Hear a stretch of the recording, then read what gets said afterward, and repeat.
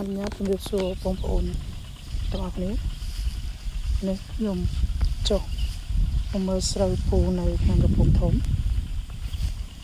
ចឹងស្រូវនេះបានអាយុ27ថ្ងៃហើយចុះធ្វើវគ្គ2វគ្គ1ខ្ញុំធ្វើពូបាយរឹងហើយខ្ញុំធ្វើ OM វិញចឹងចុះមកដកមើលឬស្រូវប៉ុណ្ណាណាអាយុ27ថ្ងៃនេះ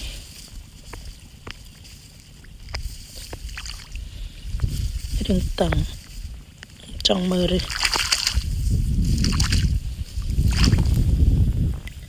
ចឹងនេះបាច់ជីវៈ2ឥឡូវយើងចេញរឹសសបានច្រើនគួរសមហើយ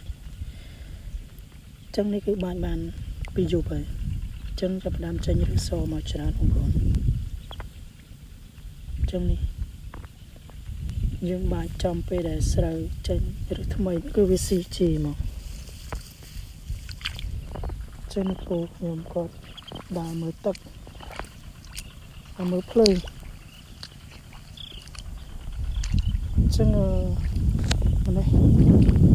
គឺបានចុះមកផ្ទាល់មកមើលស្រូវពូចង់ធ្វើវីដេអូបង្ហាញបងប្អូនឲ្យបានមើលពីបច្ចេកទេសការប្រើប្រាស់ផលិតផលរបស់ខាងក្រុមហ៊ុនសេះមាសបងប្អូនចឹងនេះគឺពូជស្រូវ OM បងប្អូន5451ចឹងអាយុ27ថ្ងៃ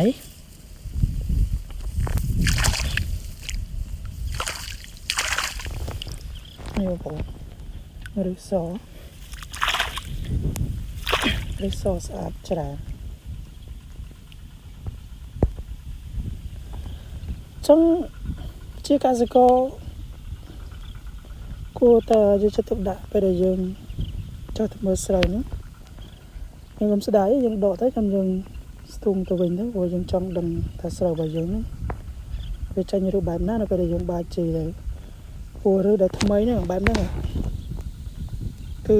យើងបាចជីទៅវាស៊ីបានច្រើនវាធ្វើឲ្យស្រូវលូតលាស់បានលឿនចាំបងប្អូនមើលជាក់ស្ដែងឬគឺសល្អចឹងក៏បាច់ជីវៈ2ហើយ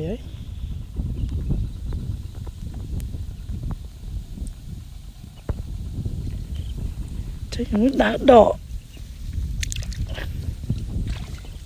ឲ្យបានតាមដានវាតើវាប្រែប្រួលប៉ុណ្ណាពីដំណាក់កាលចឹង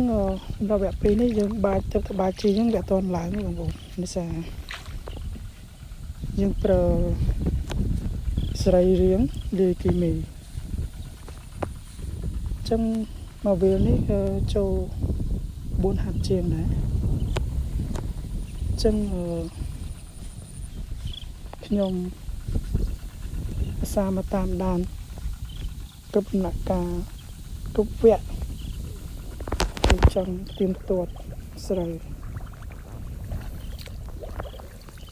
ចឹងដកឲ្យបងប្អូនមិនមើលនេះម្ដងទៀត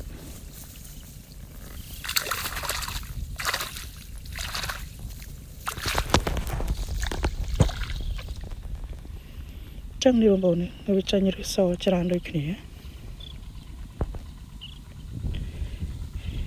ចឹងរឹសបែបហ្នឹងដែលរឹសដែលវាស៊ីជីវាស្ទុះហើយឬក៏វាអត់មានក្រហមលលួយអីទេគឺរឹសបែបហ្នឹងល្អយើងបាញ់មកវាស៊ី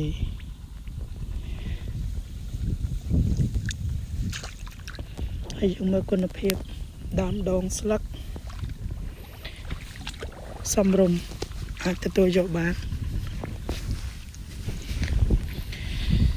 ចឹងកន្លែងក្រហមនេះបញ្ជាក់បងប្អូនថាគឺដោយសារការយើងវាយដីគឺជ្រាំងវារៀងច្រើនទៅពេលយើងស្រូវវារៀងដាច់កន្លងចឹងសវលរៀងចាញ់គេបន្តិចតែបើអាចជាក់ស្ដែងដែរមកទៅឃើញខ្មៅក្រឹបនោះគឺវាអត់សូវមានគេជ្រាំងដល់ពេលអញ្ចឹងឬស្រូវវាដុះបានលឿន CG បានលឿន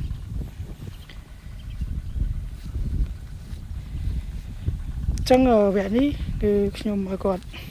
លេងជាមួយនឹង Bio Go Plus ដែលជាបច្ចេកវិទ្យារបស់អ៊ីស្រាអែលហើយគាត់លេងជាមួយនឹង ជាគីមីបាច់ហើយសម្រាប់ Bio Go Plus នេះគឺយើងអាចលេងជាគីមីបាច់ក៏បានបាញ់ក៏បានព្រោះថាប្រយោជន៍វាគឺជួយកែដី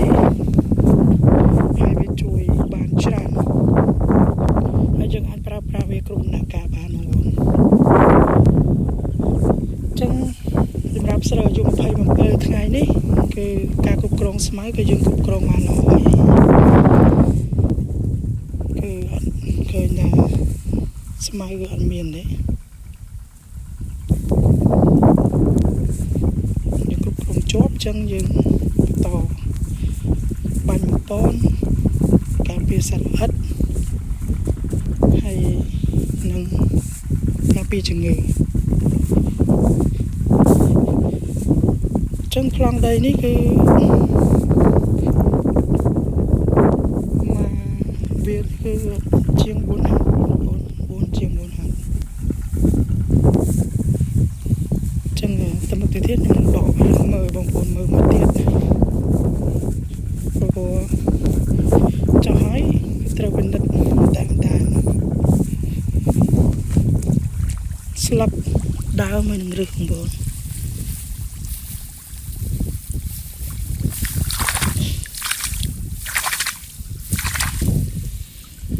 ចឹងនេះគឺ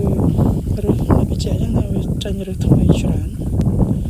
ចឹងនេះសសនៅចុងដៃខ្ញុំនេះសិតតែរឹសថ្មីដែរវាចេញមកវាជួបជីវាស៊ីតែម្ដងហើយសម្រាប់ដើមយើងឃើញថារៀងរឹងគួរសមមិនទន់ទេ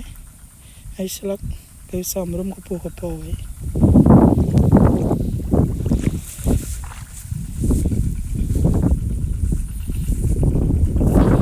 ចឹង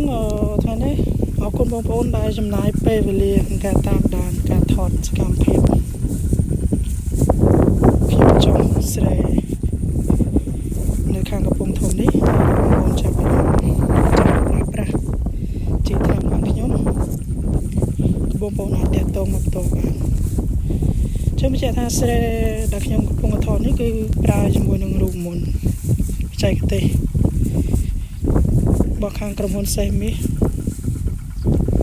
ស្ទើរតែ 80% បងប្អូនគាត់ថាជីគ្រាប់គឺខ្ញុំមិនបានណែនាំគាត់ប្រើទេគាត់ប្រើតែប្រភេទប្រព័ន្ធសត្វល្អិតជំងឺហើយនឹងបាញ់ពេលដែលស្រូវចាប់ផ្ដើមអោនចាប់ផ្ដើមបែកគឺយើងមានផលិតផលតាមដំណាក់កាលនីមួយៗចឹងបងប្អូនមើលនៅពេលច្រើនគឺរឹសសអញ្ចឹងរឹសសស្អាតនេះបងប្អូនរឹសសស្អាតហើយវែង